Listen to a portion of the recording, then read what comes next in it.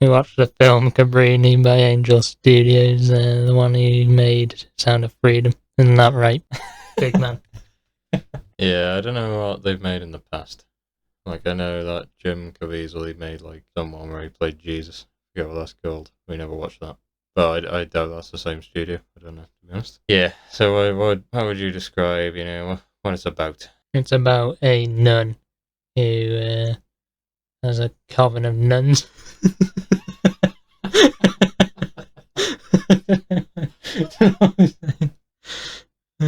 It's about a nun who wants to expand her mission to the whole world and help immigrants and poor people from different countries instead of just Italy, where she resides. She wants to go to China and America and all that sort of stuff. Isn't that right? Well, yeah, but she doesn't want to actually go to America, does she? She wants to go to China. For some reason, I think she's just seen all China's some, like, backwater country, basically. So she wants to go there and just help all the people. So yeah, basically she just assembles, like, this Avengers, sort of force of nuns. And they're, like, obviously incredibly devoted to her. They, trust her and everything, don't they? The Mother Cabrini. And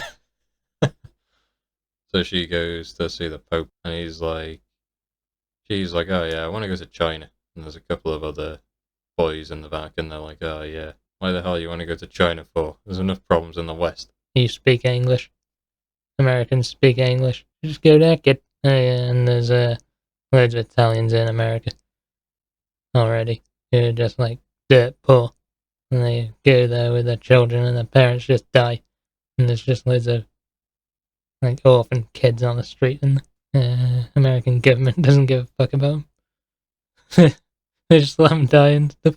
They don't give them housing or anything. Yeah. He's like, he wants public support, and obviously most of the people he has in his district, well, it's in New York, obviously Americans, then haven't recently emigrated there.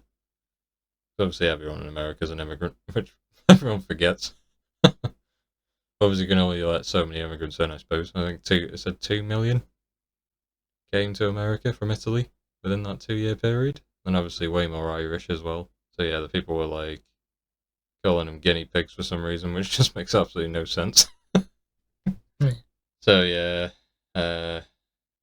the bureaucracy in America, they sort of go against her, but she just perseveres, basically, and she gets the Italian community together to begin with, and she builds up an orphanage at first, and then she goes on to a hospital, and then she goes on to an even bigger hospital, which had a lot of issues with it.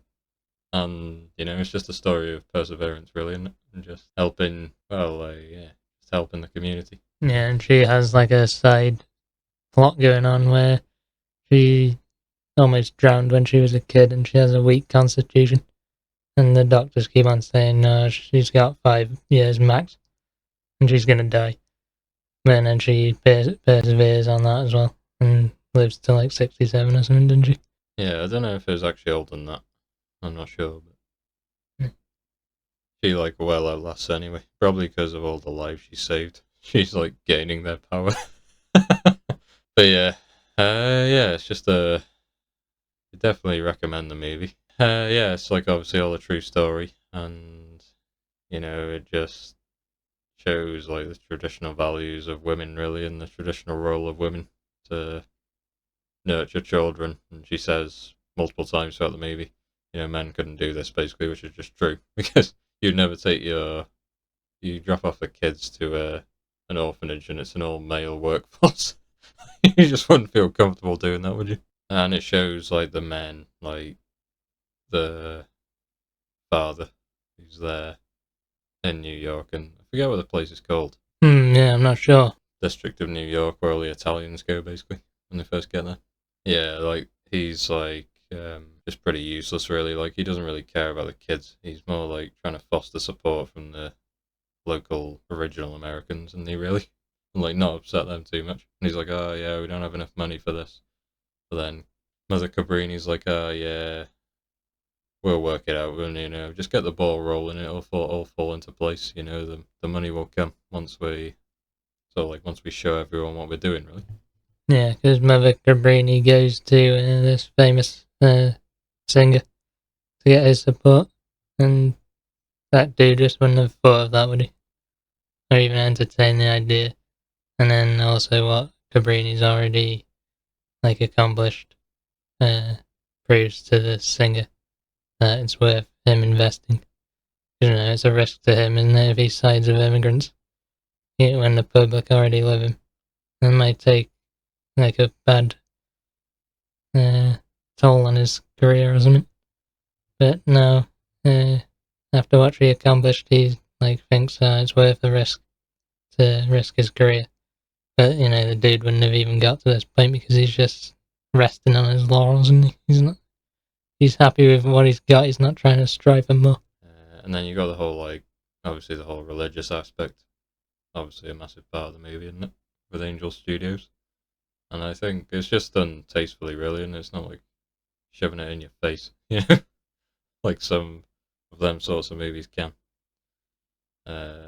It's more just on the side of looking after children, vulnerable children, looking after your local community first.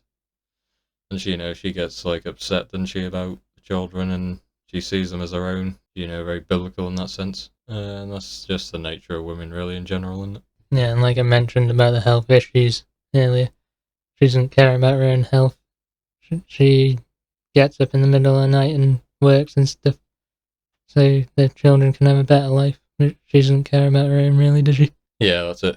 And then she shows mothering instinct as well, when them two rascals, they're just causing trouble, aren't they? And one of them at one point, he's gonna stick up Mother Cabrini, isn't he, with a gun? He's like, give me a bread, woman. That's what he's like. And then she's like, all right, fair enough, you can have it, but if you take the bread, then you won't be able to have this. Forget what the Italian dessert is.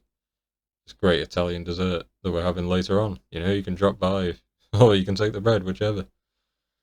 And then the little kid's like, oh yeah, I kind of want that dessert. But then the older one's like, nah, just give me a bread. Yeah, but this kid, he's he's never had the dessert before, so he really wants it. And he says it in front of Mother Cabrini, so she's onto him then. Oh yeah, he's stuck in a hole now, he can't go back on that, so he has to go, doesn't he? And then he also gets the bread as well, so double, 2 for 1. And then the big kid, he goes with him. And then he gets ingrained into the whole orphanage thing, doesn't he? Yeah, so obviously it shows, sometimes you just have to entice people in, don't you, really? And just, because she knew that he'd benefit from it, because obviously he had no parents or anything, he was just hanging around in a sewer, literally hanging around in a sewer at night. That's where they all slept, the orphan children, because they had nowhere else to go. So yeah, and she just builds them up and, into adults.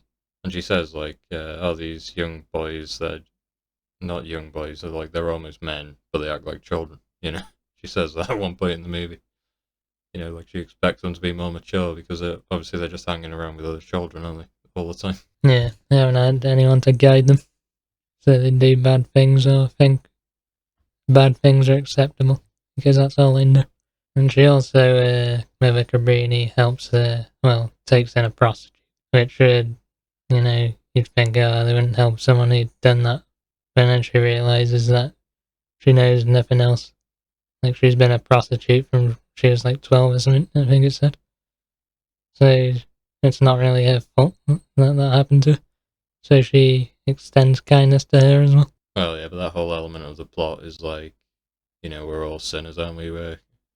And we all have a past, It's not what you've done in the past, though, everyone can reform and find God, can they? And that's what this woman did. And she was she was one of the better elements of the whole movie, wasn't she? The most interesting. Obviously, the pimp comes as well, doesn't he? And he obviously wants her back because he's losing money. Because she's still young, and I'm guessing a lot of people want her attention, so he's losing pocket, isn't he? And He's raging. He comes to the orphanage and starts smacking the nuns and stuff. He definitely did that, and then the little kid.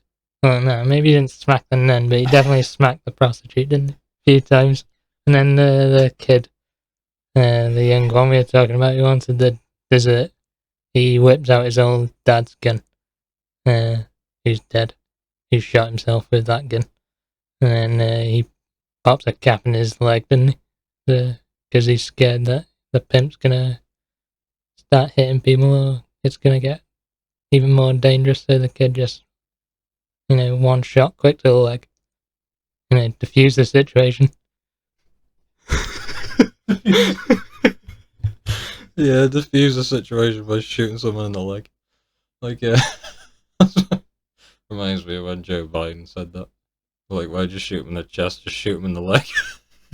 But yeah, like, obviously, this kid, he, like, shows him, like, taking on this responsibility, really, doesn't he? He's caring for these people. That's what it was signifying, like, how these kids were being brought up, in with the right morals and stuff, Obviously, the local doctor, who's helping the children throughout the movie as well, and Mother Cabrini, he fixes up this guy's leg, this pimp's leg, enough so they can walk like a cripple.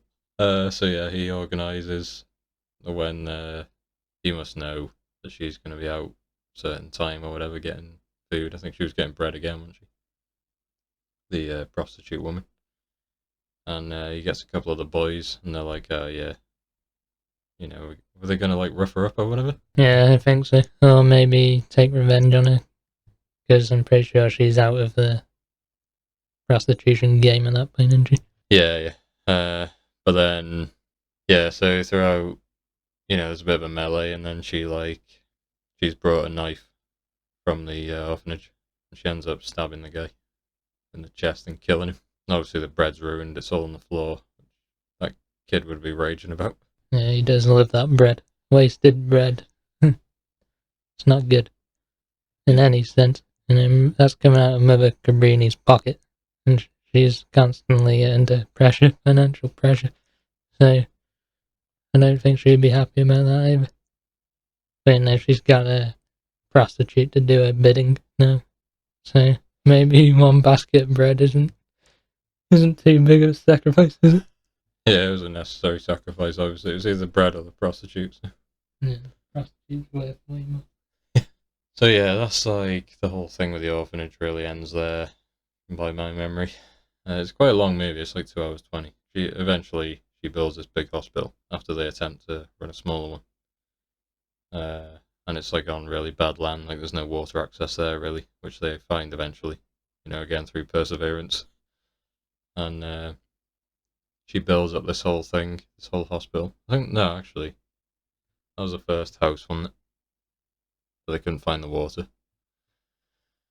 And she builds that whole thing up as a hospital. I think that was mainly just like an orphanage for them to stay in, have classrooms and all that. Yeah, that's it actually. Yeah, and then so she builds all that thing up, which takes a lot of effort to keep running as well. But then she also takes on a hospital because the father who was there originally, he's he's rubbish. He's like, oh no, we don't have enough money for this hospital now. Even though I think that's all he was doing at that point, because Mother Cabrini took on the orphanage. So Mother Cabrini's like, well, we need a hospital. People need help. So she gets this offer to buy this massive building that needs loads of renovation, basically, and they sort it all out. Yeah, and then to cut costs, nuns stay in the hospital while it's being refurbished, and I'm not sure who it is. Who burns, like they set the hospital on fire while they're still in there and almost kill them. It's either the mayor's men trying to hound her out of town and stop her doing this stuff, or you've got a wilder theory, haven't you? No, it's not really a theory. It's more like what I wish would have happened in the movie. Would have made it more Mother Cabrini, like even more epic. If it had just been the mafia, and then like some guys go in the night, burn it all down, and then the next morning, just some guy in the suit pulls up in a leaving a cast. He just pulls up and some guy in a suit just pulls up with a couple of men. And he's like, what an unfortunate situation you had here. I'd like to offer you some protection so it won't happen again. And I could also help building it up. And I could also help you build it back up for a small fee. Yeah. No, but that didn't happen, which was a shame. And they should have just took some creative liberties there, shouldn't they, and just put the mafia in there. I'm sure they were there somewhere. They could have took that opportunity. But, it was probably the mayor's people, wasn't it? Yeah, the acting was pretty good because I think they got Italian speakers to actually speak who knew English. So when they were speaking Italian, it sounded good, and then when they were speaking English, it was in an Italian accent and not some fake, like, American guy doing a Italian accent or something, like we see in most Hollywood films. Yeah, obviously, like Adam Driver or something, which is just completely awful. Yeah. I thought the screenplay, they could have cut it down a bit, maybe condensed it a bit, but then I suppose they wanted to get all of what she did, the magnitude of what she did in the movie, because it was like a massive achievement, obviously. But yeah, I just feel it was going over the same sorts of things, wasn't it? Same sorts of themes over and over.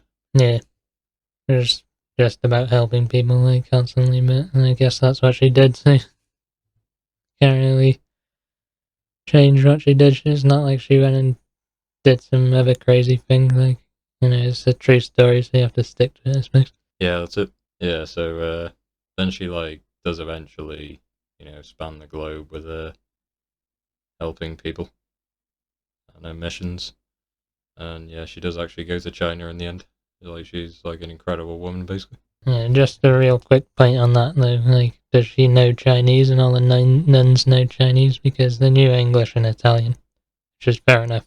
But did they have to learn Chinese as well? That's some dedication right there. They went to every country in the world practically, so they must be multilingual. But yeah, it's quite an emotional movie, obviously. Uh, some particular moments in it, and the way she helped people. Yeah, and it's just a really good biopic about, a great woman who I knew nothing about before. More people might know about her, but I certainly didn't. Maybe that's just a UK thing, maybe? I don't know. Yeah, I never heard of her name before, either. But still didn't take away from the fact that it was a really good movie in the end, and I definitely recommend going to watch it. But yeah, what sort of star rating are we getting? I didn't actually notice in the June review. Did you get a 4.5? I didn't actually watch the end of it. I actually forgot that. I'll just go along with I couldn't find a 4.5 because I don't use Google, I use Bing. So, yeah, we're gonna have to keep it to whole numbers on this one. So, I'm going with 4. What are you going with, Big Lot? No, I think if you use Ask Jeeves, I'm pretty sure you have a 4.5. Yeah, but only weirdos use Ask Jeeves. Please don't tell me that you use Ask Jeeves. No, I don't. But to be fair, I probably would just give it a 4 anyway, right? Yeah, thank God. So, that's it. Yeah, that's it. Great movie. Definitely go and watch it, and watch Sound of Freedom before you watch that one, actually. Sound of Freedom's even better. Sound of Freedom's pushing for a 5, right? Yeah, Sound of Freedom's a goatee movie.